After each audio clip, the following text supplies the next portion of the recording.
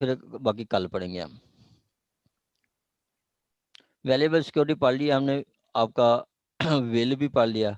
आ गया जी word referring to act include illegal omission, acts and omission.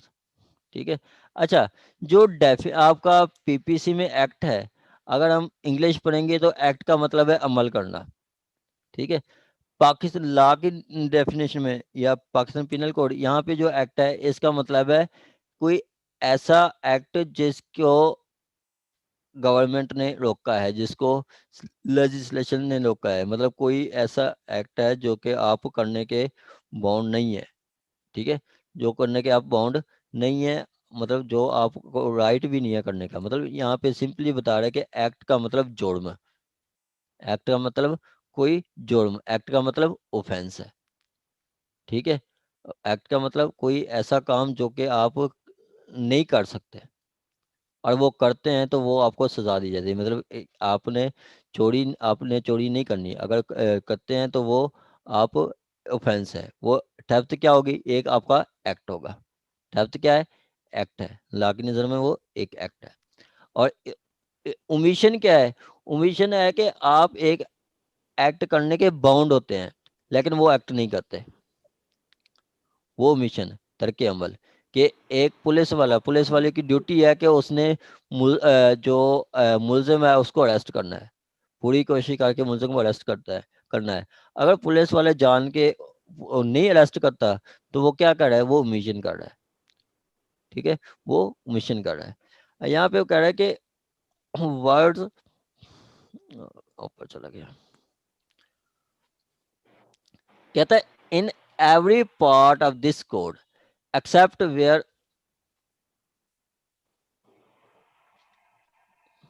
except where contrary intention appear from the context, words which refer to act done extend to illegal omission too। ठीक है। यहाँ पे वो बता रहा है कि आपका जो वर्ड्स है रेफरिंग टू एक्ट और ओमिशन, रेफरिंग टू एक्ट और ओमिशन, वो क्या होंगे। कहता है कि इन every part of this code, यह मतलब इस पूरी पाकिस्तान पिनल कोड में। ठीक है। Except where contrary intention appear, ये हमने नहीं पढ़ना।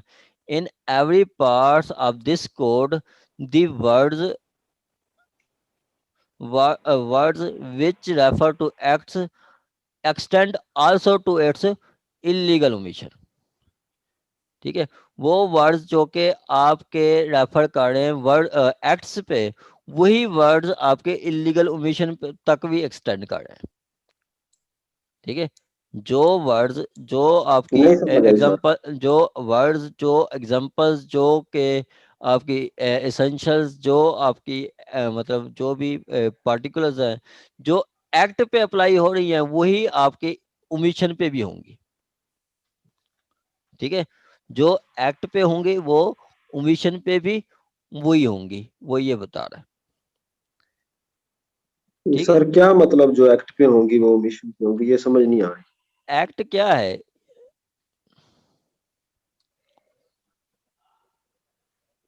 नहीं, आप कह रहे हैं कि वही एक्ट की मैंने डेफिनेशन पूछी है, एक्ट क्या है, व्हाट इज वर्ड्स एक्ट। जो, एक्ट क्या है।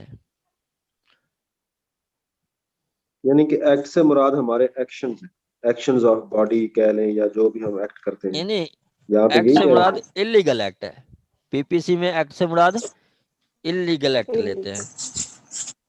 जुर्म सर। हाँ जी, जुर्म। ठीक है, एक्ट से मुराद, हैं। Acts include illegal omission. Act से मुराद आपका इलीगल ओमिशन होगी। ठीक हो गया। वो कहता है जो आपके एक्ट मतलब वर्ड्स एक्ट पे अप्लाई होते हैं वही आपके ओमिशन पे अप्लाई होंगे। जो वर्ड्स आपके एक्ट पे अप्लाई होते हैं वही ओमिशन पे अप्लाई होंगे। ये अगली हम डेफिनेशन पढ़ते हैं तो ये सारी चीज़ आपको क्लियर हो जाएंगी, पिछली भी। कहता है word act denotes as well as series of acts और single acts, and word omission denote as well as series of omission और single as a omission. Single act. हाँ जी। ठीक है। Act denotes as well as a series of acts as a single act. ठीक है। As a single act. मतलब वो कहता है कि ज्यादा भी आपके मतलब एक्ट्स हो सकते हैं, ठीक है, सीरीज ऑफ एक्ट्स काफी सारे हो सकते हैं, तो उनको भी आप सिंगल एक्ट समझेंगे, सिंगल एक्ट समझेंगे। इसकी मैं आपको बेहतरीन एग्जांपल देता हूँ कि आपका जो आगे हम पढ़ेंगे सेक्शन 71 है, 71 में वो एक एग्जांपल बताता है, एक एग्जांपल में बताता है कि एक पर्सन है, एक पर्सन को स्टिक मारता है, ठीक है, मतलब अदील अहमद छोटी सोटी मारते हैं वो नासिर साहब को। अब एक सोटी मारने की सजा 1 साल है और अदील अहमद 50 सोटियां मारते हैं, तो वो कितनी सजा होगी अदील अहमद को, अगर एक सोटी मारने की सजा 1 साल हो तो? सर 1 साल। 50 साल एक ना साल बेटा, ही होगी सर। 1 साल क्यों होगी? 50 सोटियां मारी हैं तो 50 साल सजा होगी ना, ठीक है। एक सोटी मारने की सजा 1 साल है, तो 50 सोटियां मारता है तो वो 50 साल होगी। ये डेफिनेशन भी यही बता रही है, वो इलिस्ट्रेशन जो 71 में है वो भी यही बता रही है।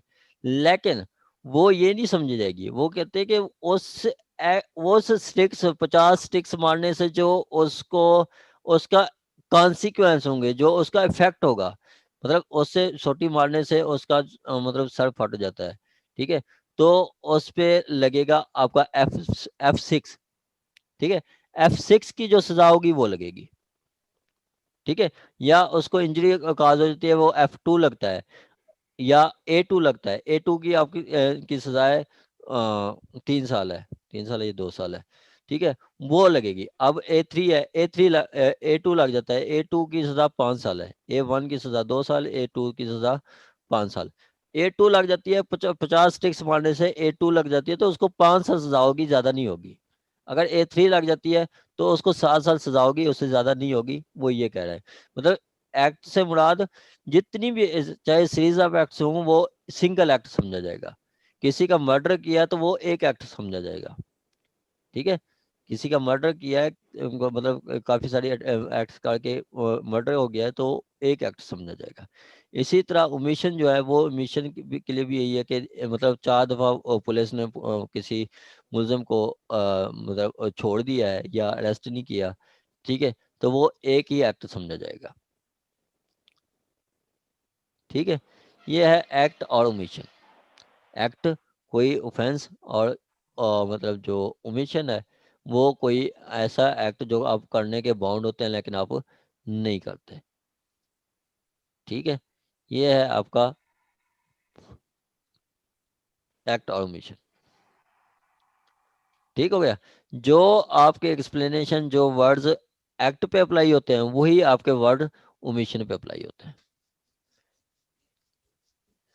आगे जी 34 मोस्ट इंपॉर्टेंट, 34 मोस्ट इंपॉर्टेंट, ये आपने पहले उसमें भी पढ़ा है।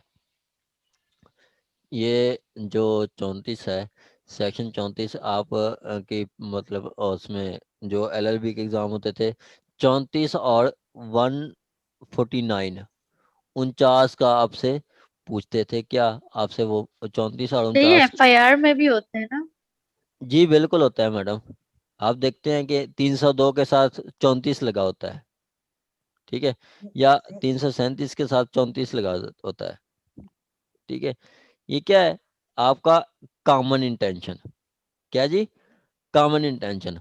5 पर्सन चले गए, ठीक है, एक घर में जाके उन्होंने मर्डर कर दिया, ठीक है, तो वो अब मर्डर में के दौरान एक पर्सन ने फायर किया है, वो जो 4 5 साथ गए हैं उनकी इंटेंशन एक थी, तो यही समझा जाएगा कि उन्होंने भी फायर किया, उन्होंने भी कत्ल किया है, उन्होंने भी फायर किया और उन्होंने भी कत्ल किया है, ये समझा जाएगा, ठीक हो गया। ये है आपका 34। इसको हम मजीद डिटेल के साथ पढ़ते हैं। अब अक्सर मैंने आपको एक साइटेशन जजमेंट भी शेयर की थी 302 की, वो अगर देखें तो उसमें भी 302 के साथ सेक्शन 34 लगाया गया है, ठीक है। अगर किसी के पास है तो वो आप ग्रुप में दोबारा शेयर कर दें।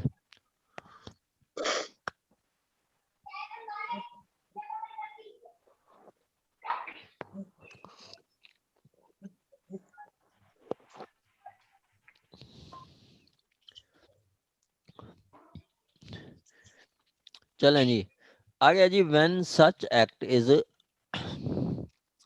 व्हेन सॉरी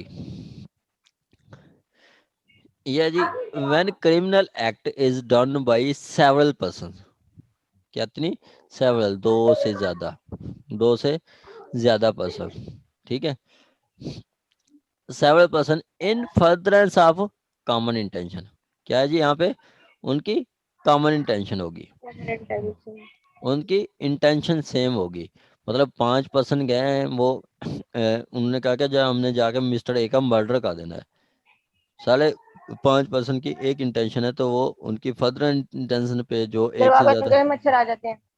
एक से ज्यादा पर्सन करता है, तो वो कॉमन इंटेंशन में आ जाएगा।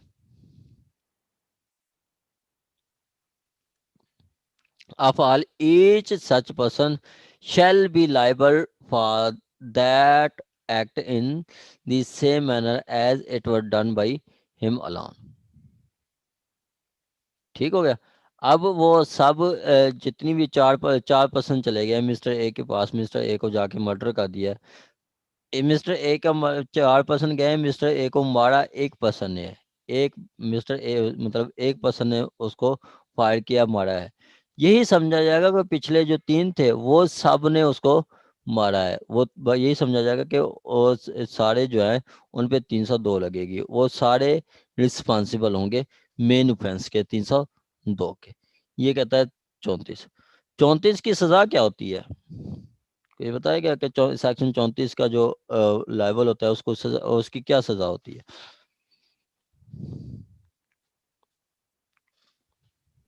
सर इसके लिए बाकी जो किसी ऑफेंस में जो है वो सजा दी गई है वही मतलब कि होगी सजा, सर जो क्योंकि ऑफेंस कमिट किया जाए, जो ऑफेंस कमिट होगा उसका उसी की सजा होगी। हाँ जी बिल्कुल, जो ऑफेंस कमिट हुआ है वही उसकी सजा दी जाएगी, वही सजा होगी।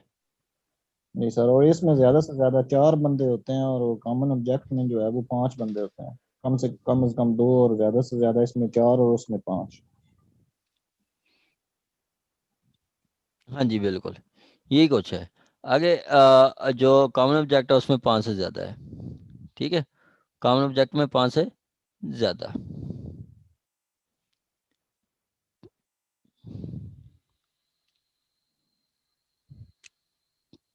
चलें जी, सिंपली वो कहा गया कि अगर एक से ज्यादा मतलब सेवरल पर्सन मिल फर्दर कॉमन इंटेंशन के साथ कोई ऑफेंस करते हैं, तो यही समझा जाएगा कि उस वो मतलब सब ने वो सारों जितनी भी उधर थे, वो ये समझा जाएगा कि हर पर्सन ने एक्ट किया है, हर पर्सन को उसकी सजा दी जाएगी, हर पर्सन को उसकी सजा दी जाएगी। अब कॉमन इंटेंशन और कॉमन ऑब्जेक्ट की कोई मुझे कोई डिफरेंस बता सकता है एनीवन?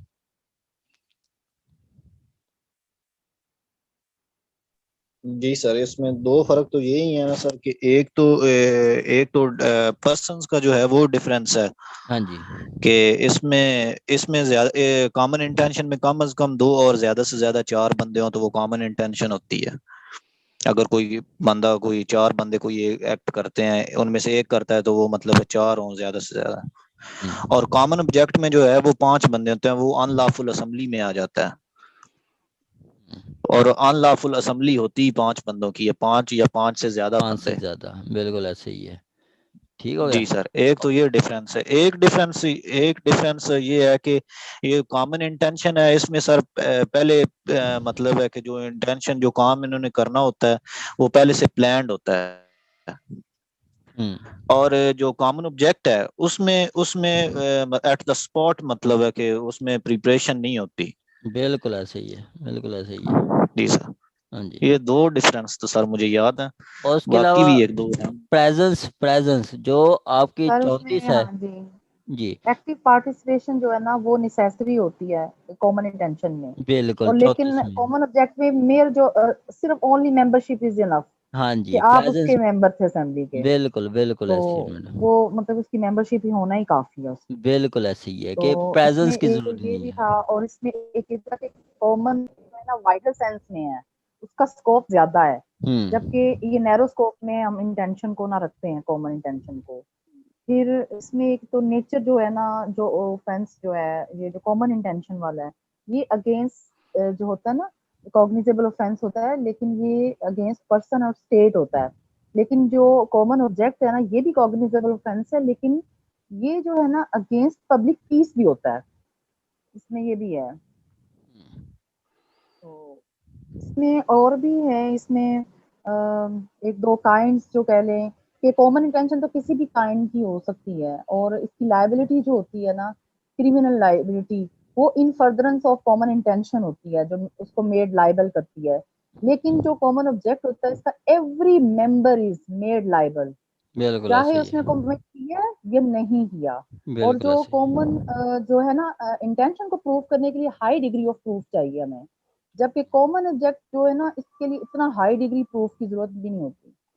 और इसमें जो होता है कॉमन इंटेंशन में, एक प्रायर उनकी जो डिजाइन होता है, प्लानिंग उसकी, वो जो कॉन्सर्ट होता है ना, वो मस्ट इन कॉमन इंटेंशन में पाया जाना चाहिए, और ये हमें कॉमन ऑब्जेक्ट में भी रिक्वायर्ड नहीं होता। और जब पनिशमेंट की बात करें ना, तो कॉमन इंटेंशन की जो पनिशमेंट है वो same as of the offence है जो कमिटेड हुआ है, लेकिन कॉमन जब ऑब्जेक्ट की जो पनिशमेंट है, वो एक्ट जो उसने एसोसिएट किया ना, उसी के हवाले से उसके रिगार्डिंग उसको पनिशमेंट मिलेगी। बिल्कुल ऐसे ही है, बिल्कुल ऐसे ही है। सर इसकी सर इसकी एग्जांपल एक ये भी है कॉमन ऑब्जेक्ट की कि ये जो डकैती है सर, उसमें 5 बंदों को होना जरूरी है। हाँ हम्म, यस, ये भी तो है। उसमें उसमें 149 फिर वो लगती है, मतलब है कि डकैती की जो है 491 आई थिंक, हाँ जी, वो 491 चार सौ इक्यानवे ओवर नहीं है, मतलब है कि वन डकैती की वन 300, डकैती की 395 है, 395, 300। और जी सर, 392 है, 395 392 बटा, रॉबरी है। जी सर 395 बटा 149, ये मतलब फिर इस तरह। जी, चलें जी, ये तो था 34। 35 में सिर्फ उस पर्सन को क्रिमिनल नॉलेज या क्रिमिनल इंटेंशन है उस पर्सन की, ठीक है। 35 में उस पर्सन की इंटेंशन और उसको नॉलेज होता है, उसको नॉलेज होता है। कहता है whenever an act which is a criminal only by the reason of its being a criminal knowledge, ठीक है। अब एक्ट क्या है? Act by whenever an act which is criminal only by reason of being with a criminal knowledge or intention is done by several persons, ठीक है। अब यहाँ पे वो बता रहा है कि कोई एक्ट जो कि इस रीजन की वजह से कि उसका नॉलेज होना भी, नॉलेज या इंटेंशन होना भी आपका ऑफेंस है, वो कितने लोग करते हैं? एक पांच, मतलब सेवरल पर्सन, एक से ज्यादा। Each of such person who join the act with such knowledge or intention is liable to act of same manner if it were done by him alone or with the knowledge or intention। Simply वो बताया गया कि अब एक जो act है, ठीक है, वो किसी मतलब रीजन की वजह से वो मतलब क्राइम है, ठीक है। किसकी वजह से? नॉलेज की वजह से या इंटेंशन की वजह से। अब वो जो एक्ट है एक पर्सन करता है, या उसके साथ जो बाकी जो पर्सन ज्वाइन कर लेते हैं, उसके जो बाकी पर्सन को भी के नॉलेज में आ जाता है या इंटेंशन के में आ जाता है, तो यही समझा जाएगा कि उन वो भी पर्सन लायबल हैं जिनके नॉलेज में आ जाता है या जिनकी इंटेंशन में आ जाता है, अगर एक ऑफेंस का नॉलेज रखना या इंटेंशन रखना वो भी ऑफेंस हो तो, ठीक है, वो भी ऑफेंस हो तो, ये कह रहा है।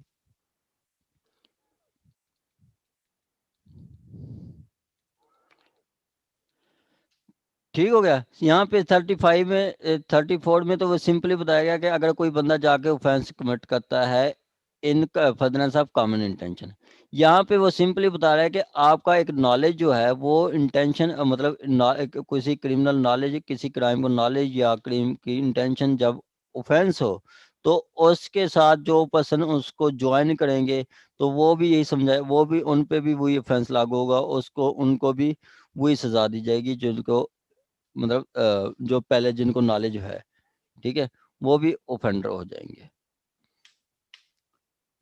ठीक हो गया। आ गया जी 36।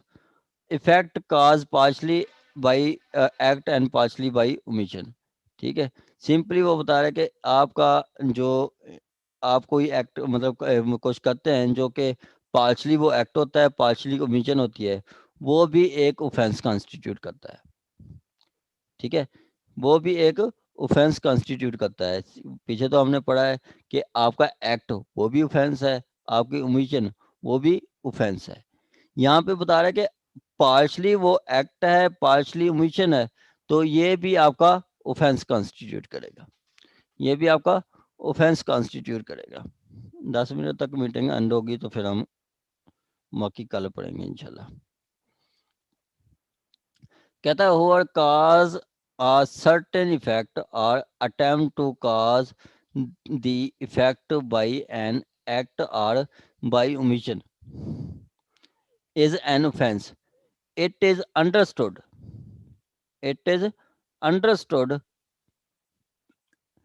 to be understood that the causing of that effect partially by act or partially by omission is the same offense, ठीक है, कि वो आपका सेम ऑफेंस ही होगी। सिंपली वो आगे बताता है intentionally causing disease death partially by illegal omitting to give food. अब फूड ना देना ओमिशन होगा, जो कि बाउंड था वो उसको देने का, omitting to give food, and partially by beating से वो एक्ट है, अमल है, और खुराक ना देना वो वो जो है उसकी ओमिशन है। ठीक है, अब खुराक ना देने से और मारने से उसकी डेथ हो जाती है तो वो भी ऑफेंस समझी जाएगी, वो भी ऑफेंस समझी जाएगी। सिंपली वो कह रहे हैं कि अगर पार्शली एक्ट है और पार्शली ओमिशन है तो वो भी एक ऑफेंस होगी। जरूरी नहीं है कि वो सर सारा ये जो एक्ट लफ्ज होगी। है पार्टली, पार्शली इसका क्या मतलब आ रहा है इधर? Partially half, PARTLY, partly, partly partly. मतलब इसको पार्शली कहते हैं कि कुछ हिस्सा, हाफ कुछ हिस्सा, मतलब उसने थोड़ा सा उसको ओमिशन किया है, थोड़ी सी उसने एक्ट किया है, आधा एक्ट किया था, आधा उसने ऑफेंस किया है, वो आधा एक्ट किया है, आधी ओमिशन की है। तो एक्ट और ओमिशन कुछ कुछ आपका एक्ट है, कुछ ओमिशन है, वो भी मिलके एक ऑफेंस कॉन्स्टिट्यूट करते हैं।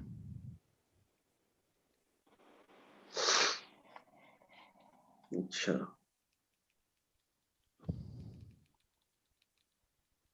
A has committed murder.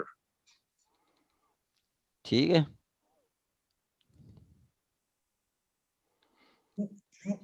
आ गया जी आपका 37 में वो बताता है कि कल हमारा लेक्चर मोस्ट इम्पोर्टेंट होगा, और ये बार बार वो पूछ भी चुके हैं। एडीपीपी के 2017 में भी उन्होंने सेक्शन ये 53 का पूछा था, काइंड्स ऑफ पुनिशमेंट्स। ठीक है, काइंड्स ऑफ पुनिशमेंट और कल फाइन, ये दोनों टॉपिक हम पढ़ेंगे, तो इंशाल्लाह कल की क्लास हमारी मोस्ट इम्पोर्टेंट होगी। आगे जी आपका the cooperation by doing one thing one of the several acts are constituting an offense। कहता है when offense is committed by means of several acts।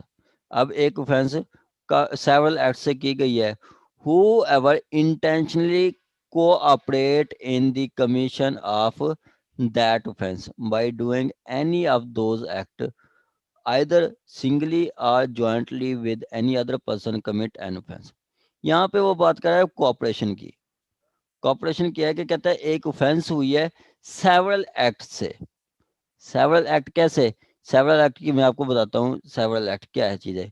देखें, एक ऑफेंस हुई है, सपोज के मर्डर हुआ है, मर्डर हुआ है सेवरल एक्ट से। सेवरल एक्ट क्या है कि पिस्टल खरीदा गया, ठीक हो गया, पिस्टल के लिए के साथ बुलेट्स खरीदी गई, उसके बाद उस पर्सन के घर गए, तीसरा एक्ट, उसको हर्ट किया, चौथा एक्ट, उसके बाद उसको कत्ल कर दिया। 5 एक्ट है, कितनी? सेवरल एक्ट, 5 एक्ट हुए हैं आपका एक पर्सन के मर्डर करने के लिए, ठीक हो गया। कहता है हु एवर इंटेंशनली कोऑपरेट। अब कोई पर्सन कोऑपरेट करता है, ठीक है, कोऑपरेट वो एक काम के लिए, एक एक्ट के लिए करता है या एक से ज्यादा के लिए करता है। जैसे सिर्फ अदील अहमद ने जाके किसी का मर्डर किया, पहले उसने पिस्टल खरीदा, उसके बाद उसने बुलेट्स खरीदी, उसके बाद अदील अहमद उसके घर चला गया, ठीक है, और उसके बाद उसको हर्ट किया, फिर मर्डर कर दिया, 5 एक्ट किए हैं। अब वकार साहब जो है उसको सिर्फ पिस्टल खरीदने में उसको कोऑपरेट करते हैं, मदद करते हैं, या पैसा देते हैं, या कोई सी भी तरह, या उसके साथ चले जाते हैं पिस्टल खरीदने में। अब बाकी कोई एक्ट नहीं कर रहे, वकार साहब बाकी कोई एक्ट नहीं कर रहे, सिर्फ उन्होंने पिस्टल खरीदने में काम किया, तो यही समझा जाएगा कि वकार साहब ने भी ऑफेंस किया, ठीक है। या वकार साहब सिर्फ वो पिस्टल खरीदने नहीं, बस वो पिस्टल तो वो खरीदता रहा, वो सारा कुछ करता रहा, वकार साहब उसके सिर्फ उसके साथ उसके घर चले गए, ठीक है, 452 उस पे लगी, तो यही समझा जाएगा कि वकार साहब ने भी मर्डर किया। सारे एक्ट में या एक एक्ट में किसी के साथ कोऑपरेशन करते हैं, तो यही समझा जाएगा कि आपने ऑफेंस कमिट किया, आपने। तो उस पे भी सर फिर 302 ही लगेगी, जिस बंदे उस ने पे भी 302 लगेगी, पिस्टल खरीदने में उस थोड़ी पे भी सी हेल्प। उस पे भी 302 लगेगी, वकार साहब पे भी अच्छा सर, 302। मोस्टली तो यही होता है कि एफआईआर होती है, उसमें काफी ज्यादा नॉमिनेटेड अक्यूज्ड होते हैं, तो सर वो इस तरह ही अबैटमेंट में जिन्होंने नहीं आएगा जो एड करने में। पार्टिसिपेट किया होता है, उसके बाद फिर वो गिव अप हो जाते हैं चालान से, या चालान में से निकल जाते हैं वो लोग। और फिर जो मेन मरकजी मुलजम होता है, जिसने तो अपने हाथ से किसी बंदे का मर्डर किया हुआ है, तो उसको ही फिर सेंटेंस होता है। वो तो स्पेसिफिक रूल में आ जाता है ना। उस पे देखें कि वकार साहब ने उसको पिस्टल खरीदने में मदद किया, तो वो भी आपका उसने भी ऑफेंस कमिट किया है, उसने भी ऑफेंस कमिट किया कि इसकी वही आपका जो मर्डर की। तो सर ये अबैटमेंट में नहीं आएगा मगर कि आगे उसने जाके सर एड किया है उसको। जाते अबैटमेंट हैं, में उनको भी आ सेंटेंस सकता है, नहीं अबैटमेंट मिलता। में भी आ सकता है, ये सारी तो हम वैसे पहले थीम पढ़ रहे हैं, यही हम आगे लेके चलेंगे, यही हम आगे लेके चलेंगे। यही मैं आपको बता रहा हूँ कि कोई भी एक्ट आपने अच्छी तरह समझना है, तो उसकी डेफिनेशन क्लास आपको फिंगर टिप्स पे होनी चाहिए। डेफिनेशन क्लास का पता होगा तो आपको आगे पता चलेगा, वरना नहीं। अब आपको पीछे हमने पढ़ा है सेंस ऑफ एक्सप्रेशन।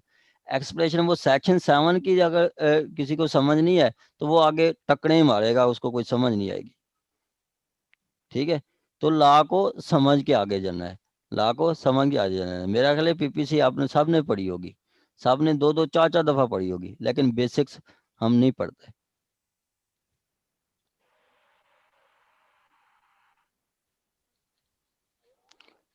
ठीक हो गया जी।